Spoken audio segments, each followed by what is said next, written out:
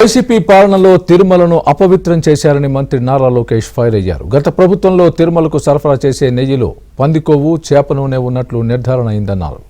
CM Chandrababu ఎలాంటి ఆధారాలు లేకుండా మాట్లాడారని, ఆధారాలతో వైసీపీ చేసిన అక్రమాలను బయటపెట్టారని అన్నారు.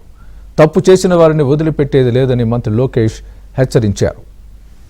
అక్కడ కూడా ఎప్పుడు లేని విధంగా అవినీతి చేశారు. దాంట్లో భాగంగా కల్తీ నెయ్యి వాడటం జరిగింది. తెలుగుదేశం పార్టీ అంటే ఎన్డీఏ ప్రభుత్వం ఏర్పడిన వెంటనే కొత్త ఈఓని నియమించి ఈఓ గారికి అన్ని పవర్స్ ఇచ్చి మొత్తం ప్రక్షాళన చేయండి వ్యవస్థల్ని. గతంలో జరిగిన పొరపాట్లు జరగకూడదు.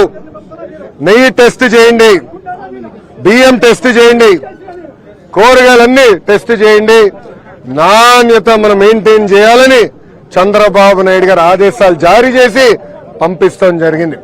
దాంట్లో భాగంగా ఈఓ గారు నెయ్యిని ప్రత్యేకంగా ఎన్డీడీబీ ల్యాబ్కి పంపిస్తే దాంట్లో చాలా స్పష్టంగా ఈరోజు ఆధారాలు బయట పెట్టాం.